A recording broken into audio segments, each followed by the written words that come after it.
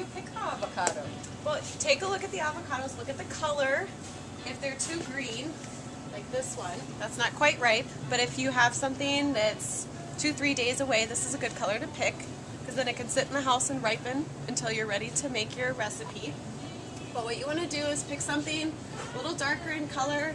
A lot of times the stem will tell you if it's ripe or not. If it's a dark stem, then it's probably too ripe. If it's a brown stem, that's kind of in the area that you want to go, and you're going to squeeze it.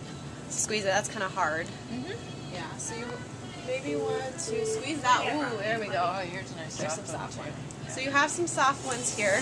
Those are the see ones it. that we want to do. So anything that has a little bit of a dent in it, that's nice and soft and ready to go. So that's how you choose an avocado. Avocados are great for recipes as a substitute for mayonnaise, because a lot of times gluten is in mayonnaise and ranch dressings, any type of buttermilk dressings. You might have a gluten product in there, so it's a good choice as an alternative. Just mash it up and put it on your sandwich. So what else are we going to add to our dip?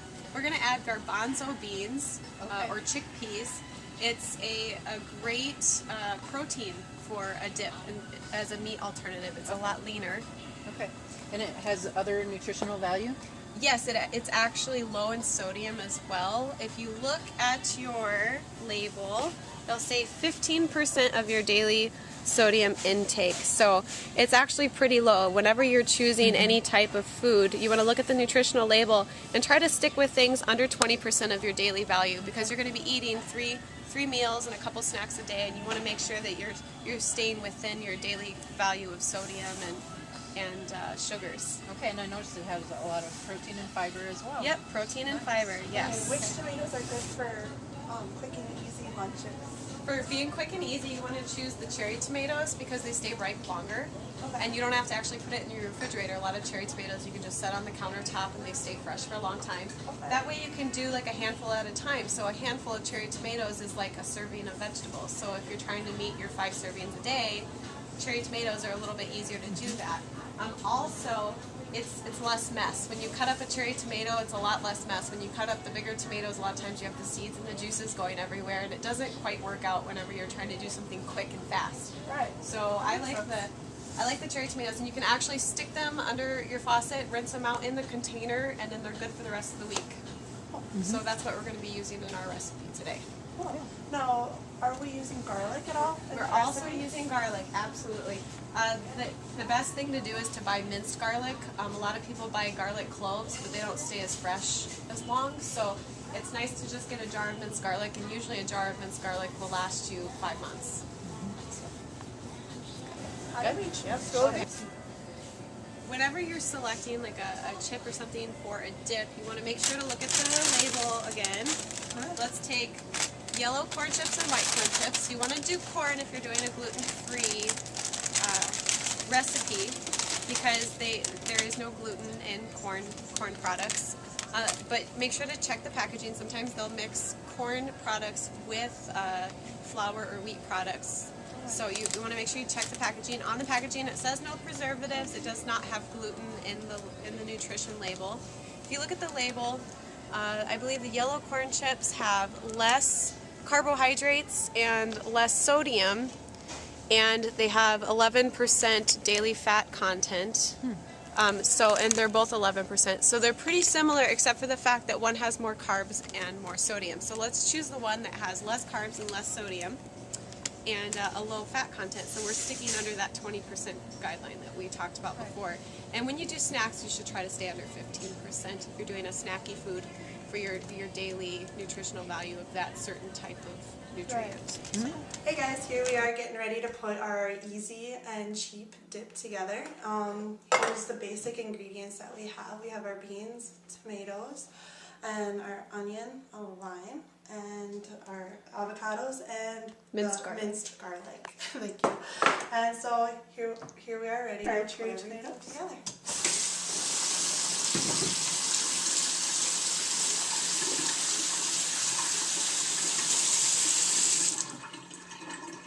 Perfect. And then we're going to rinse our beans.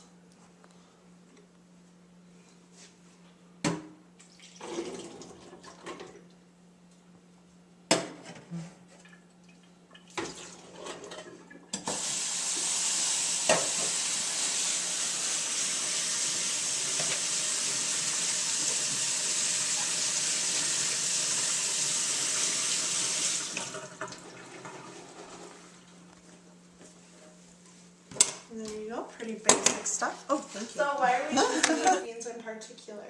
We're choosing the garbanzo beans or chickpeas because they can be used for a lot of different recipes. They're a great filler protein that's lean and it's good in a lot of healthy eating. They're easy. You just rinse them off and you can eat them just the way that they are. You can also bake them and make them into almost like a peanut, and you can sprinkle some brown sugar or cinnamon or something, and you can make them into a sweet treat. So it's like a roasted chickpea treat, and a lot of people eat that as a snack, and it's a healthier alternative to, say, pretzels or chips and stuff like that. Okay, here we are. We're going to cut the avocado. What you want to do is cut all the way around in one big circle around the seed in the center, and then you're going to peel it apart into halves. So I'm going to start by cutting around. Yeah, you can see that you're making contact with Yep. the blade on that seed. Yep. And then what you want to do is try to use a serrated knife because it's a lot easier peeling the skin with the serrated knife. And we're going to twist and pull apart. And that's actually a really good color. You like that green color. You want it to be a little soft. And what you're going to do is actually pop out the seed. This can be kind of messy if you fling it too far, but you're going to pop out the seed with the spoon. Now, a quick and easy way to cut up the avocado without smashing it all up, because we're making a chunky salsa here. Quick and easy way is to cut into the avocado into chunks. Just like that, into cubes.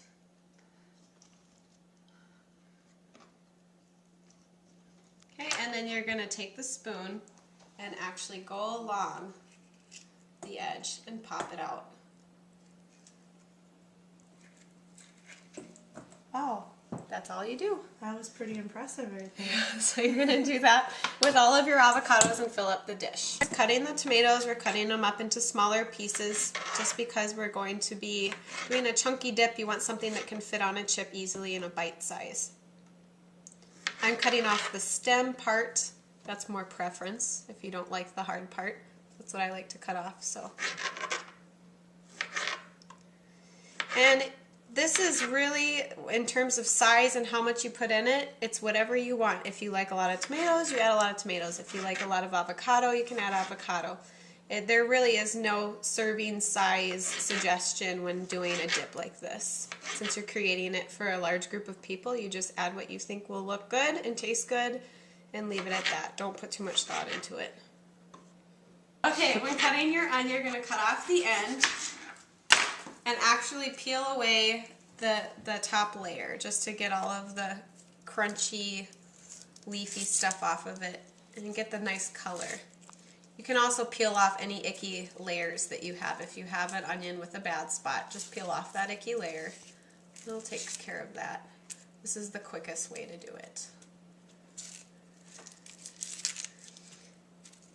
Most people will rinse after this point because if you can see, there's a lot of like this milky stuff, and that's what makes your eyes water. So if you want to get rid of that and kind of rinse it off so it doesn't irritate as much, you can. So I'm just going to cut a few slices. Now, onions are one of those things. Not everybody likes onions. So if you want to add a little, if you want to add a lot, I like onions, so I'm going to add probably a few layers here. Yeah? Yeah, That work? that sounds good to me. Everybody, that works out for everybody? Yep. Tell people to pick it out if they don't like it. And then we're just going to quarter them. Once you stir it, it's going to break up the onion a little bit.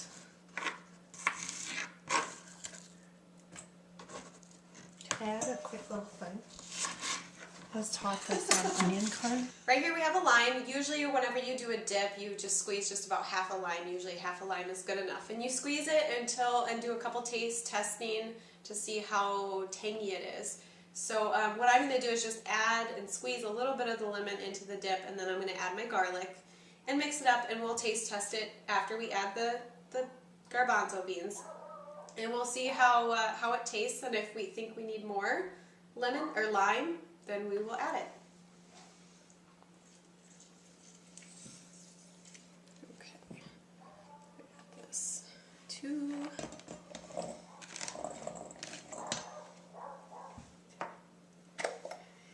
what we're going to do is add a spoonful of minced garlic. Now, a spoonful sounds like a lot, but it's really not. A spoonful of minced garlic. And then we're just going to stir it up, make it pretty. And this is where those pieces of avocado are going to break up, the onions are going to break up, it's going to be a lot chunkier looking. You can eat this with chips, or you can add it to a wrap. You can eat it just as a side dish if you would like. Pretty simple and easy, and we're actually going to add a little bit of sea salt. When I say a little bit of sea salt, what I want you to do is to pour some in your hand.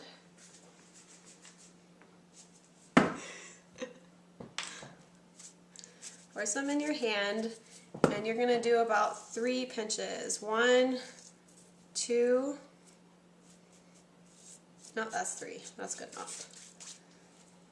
And we can add more to taste later. This is our final product. It's like a chunky salsa dip. If you want, you can go ahead and blend it, which we're going to blend half of our dip right now. We'll just dump half of it into our blender and without making a mess. What do you think? Good. It smells good. I wonder if we could blend. And here is our final product. You can see it all mashed up and blended. It looks a lot like a hummus dip.